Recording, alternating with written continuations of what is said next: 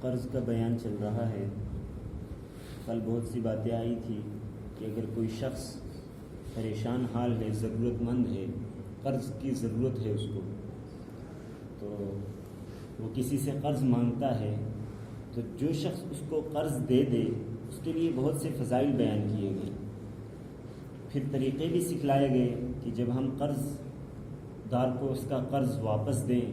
تو اس کو دعائیں دیں، اور جو شخص واپس لے رہا ہے اپنا قرض وہ بھی اچھے اخلاق سے واپس لے، اس کو باتیں نہ سنائے، وہ بھی الٹا اس کو دعائیں دے۔ آج کے بیان میں قرض کے متعلق بتایا جائے گا کہ قرض کوئی اچھی چیز نہیں ہے انسان کے لیے، قرض کے فوائد سے زیادہ نقصانات ہیں۔ کیا کیا نقصان ہیں، پڑھتے جائیں اور سنتے جائیں۔ حضرت ابو ہریرہ رضی اللہ عنہ سے مروی ہے کہ آپ صلی اللہ علیہ وسلم نے فرمایا، سود کے گناہ کے 70 حصے ہیں، ان میں سے ایک معمولی سا حصہ یہ ہے کہ اس کا گناہ ایسا ہے جیسا کہ کوئی شخص اپنی ماں سے زنا کرے۔ استغفر اللہ، کتنی سخت وعید ہے اور کتنی سخت بات ہے کہ انسان کے رونگٹے کھڑے ہو جاتے ہیں۔ سود کھاتا ہے، دن بھر کھاتا ہے اور احساس بھی نہیں ہوتا، اور سود کے 70 گناہ بیان کیے گئے، اور وہ 70 گناہ کتنے بڑے ہیں، کہا کہ ان 70 میں سے ایک حصہ اتنا سخت گناہ ہے کہ گویا انسان اپنی ماں سے زنا کرے، جتنا بڑا گناہ وہ ہوگا اتنا بڑا گناہ اس 70ویں حصے کا ہے۔ تو سوچو، جو شخص مکمل سود کھاتا ہے اور اس کو پورے 70 حصے گناہ کے ملتے ہیں تو کتنے بڑے، اور اس کے نامہ اعمال میں کتنے گناہ درج ہو جاتے ہیں۔ اللہ تعالیٰ ہماری حفاظت فرمائے۔ سرکار دو عالم صلی اللہ علیہ وسلم نے ارشاد فرمایا، جو شخص کسی تنگ دست کو مہلت دے، اس کی تنگ دستی کے پیش نظر یا اپنا قرض معاف کر دے، اپنا پورا قرض یا جس قدر ممکن ہو، تو قیامت کے روز اس کا بہت ہلکا حساب ہوگا۔ دوسرے الفاظ میں یہ ہے کہ اللہ تعالیٰ سے اسے اپنے عرش کے سائے میں اس دن جگہ دیں گے جس دن اس کے سائے کے علاوہ کوئی سایہ نہ ہوگا۔ جو شخص قرض دار کو مہلت دے، ایک متعینہ مدت مقرر کی تھی کہ 1 مہینے کے بعد میں اپنا قرض واپس لے لوں گا، مگر دیکھا کہ وہ تنگ دست ہے، پریشان حال ہے، ابھی اس کی ضرورت پوری کیا ہوتی، بیچارہ ابھی قرضے میں، الٹا قرضے میں بھی ڈوبا ہے، اور بھی دیگر پریشانی کی وجہ سے پریشان ہے، دیگر پریشانی میں مبتلا ہے، تو اس حالت میں وہ اس کو اور زیادہ مہلت دے دیتا ہے، کہتا ہے کوئی بات نہیں، 15-20 دن کے بعد دے دینا۔ ایک یہ شخص، اور دوسرا وہ شخص جو اپنا قرض معاف کر دیتا ہے، اب چاہے پورا معاف کر دے یا قرض میں سے کچھ معاف کر دے، تو اس شخص کے لیے اتنی فضیلت ہے کہ قیامت کے روز جب اس کا حساب لیا جائے گا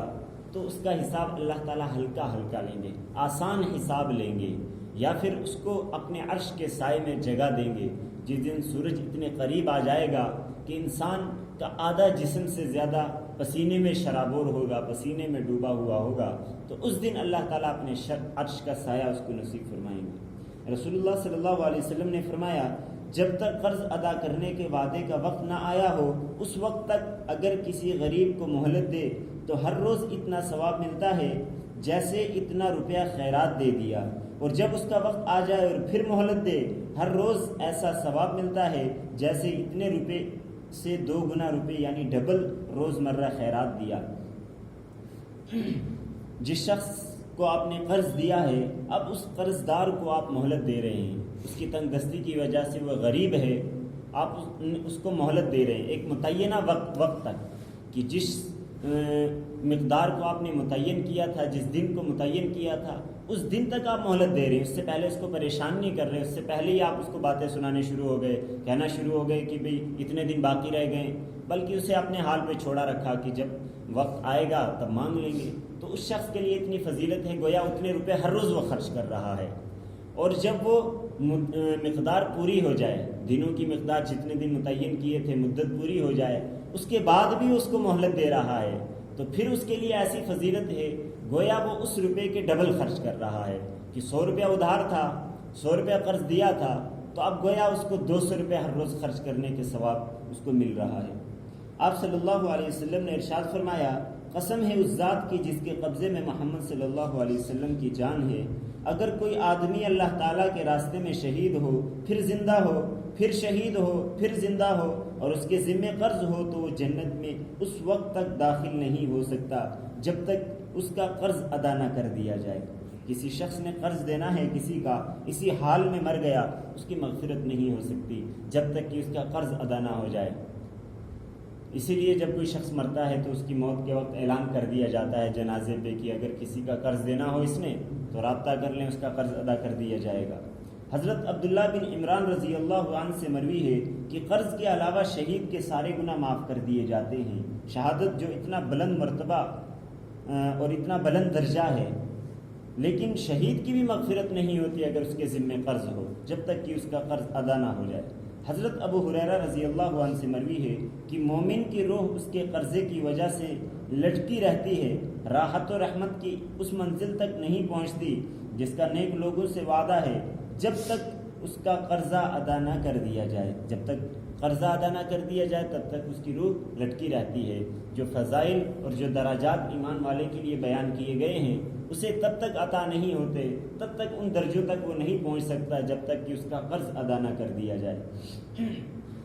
آپ صلی اللہ علیہ وسلم نے فرمایا، مسلمانوں قرض لینے سے بچو، کیونکہ وہ رات کے وقت رنج و فکر پیدا کرتا ہے اور دن کو ذلت و خواری میں مبتلا کرتا ہے۔ کہ جو شخص قرض لیتا ہے دن میں بھی پریشان رہتا ہے، راتوں کو بھی اس کو نیند نہیں آتی، دن میں سوچتا رہتا ہے، محنت کرتا ہے اور بھی دیگر طریقوں سے دربدر کی ٹھوکریں کھاتا ہے کہ کسی طرح میرا قرض ادا ہو جائے، مگر قرض کی ایسی نحوست ہے کہ انسان ادا کر کر کے تھک جاتا ہے، لون لیتا ہے، ساری زندگی ادا کرتا ہے، مگر اسے سمجھ نہیں آتا کہ اتنا وقت ہو گیا ادا کرتے ہوئے، ابھی تک ختم نہیں ہو رہا، اور راتوں کو بھی پریشان رہتا ہے۔ حضرت ثوبان رضی اللہ عنہ کہتے ہیں کہ رسول اللہ صلی اللہ علیہ وسلم نے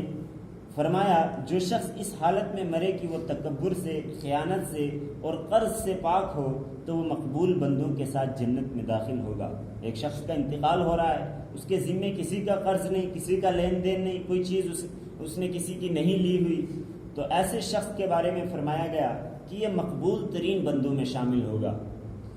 حضرت انس بن مالک رضی اللہ عنہ سے مروی ہے کہ رسول اللہ صلی اللہ علیہ وسلم نے معاذ بن جبل رضی اللہ عنہ سے فرمایا کہ میں تم کو ایسی دعا نہ بتاؤں کہ اگر تمہارے سر پر پہاڑ کے برابر قرض ہو تو بھی حق تعالی شانہ ادا فرما دیں گے۔ ایک دعا بیان کی جا رہی ہے کہ اگر کسی شخص کے ذمے قرض ہے، اس دعا کو پڑھے تو اللہ تعالیٰ نے گویا اپنے ذمے لے لیا کہ میں اس کا قرض ادا کر دوں گا، یعنی اس کے قرض کی ادائیگی میں اس کے لیے دروازے کھولوں گا، آسانی پیدا کروں گا، مگر شرط ہے کہ وہ ایمان اور یقین کے ساتھ اس دعا کو پڑھے۔ وہ دعا یہ ہے، اللہم مالک الملک تؤتی الملک من تشاء وتنزع الملک ممن تشاء وتعز من تشاء وتذل من تشاء بیدک الخیر انک علی کل شیء قدیر یا رحمان الدنیا والآخرہ ورحیمها تعطیہما من تشاء وتمنع منہما من تشاء ارحمنی رحمتا تغنینی بها عن رحمت من سواک۔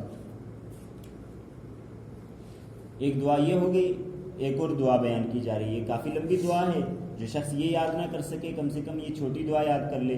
اللہم اکفنی بحلالک عن حرامک واغننی بفضلک عن من سواک۔ یہ اکثر لوگوں کو یاد ہوتی ہے، تو جن کو یاد ہے وہ اس دعا کو پڑھتے رہیں۔ ایک اور تیسری دعا بیان کی جا رہی ہے، صبح شام اس کو پڑھنا ہے، صبح و شام یہ دعا پڑھے، اللہم انی اعوذ بک من الہم والحزن واعوذ بک من العجز والکسل واعوذ بک من الجبن والبخل واعوذ بک من غلبۃ الدین وقہر الرجال۔ چوتھی دعا بھی بیان کی ہے، اللہم انی اعوذ بک من المأسم والمغرم۔ تو ان دعاؤں کی اتنی فضیلت ہے کہ رسول اللہ صلی اللہ علیہ وسلم نے فرمایا، جن کی بات میں ذرہ برابر بھی شک نہیں، جو بات کہتے ہیں خود سے نہیں کہتے، وہی سے کہتے ہیں، آسمان سے نازل ہوتی ہے، اللہ تبارک و تعالیٰ ان تک پیغام پہنچاتے ہیں، وہی وہ لوگوں تک پہنچاتے ہیں، تو آپ کی بات جھوٹی نہیں ہو سکتی۔ تو آپ صلی اللہ علیہ وسلم نے خود فرمایا کہ اگر اس کے ذمے پہاڑ کے برابر قرض ہے لیکن وہ یہ دعا پڑھتا ہے، معمول کے ساتھ پڑھتا رہتا ہے، اور تیسری دعا کے بارے میں کہا کہ صبح و شام اس کو پڑھتا ہے، تو اگر پہاڑ کے برابر اس کے ذمے قرض ہے، اللہ تعالیٰ آسانی کے ساتھ اس کو ادا کر دیں گے، اس کے لیے وسائل پیدا کریں گے اور اس کے لیے دروازے کھول دیں گے قرض کی ادائیگی کے۔ اللہ تعالیٰ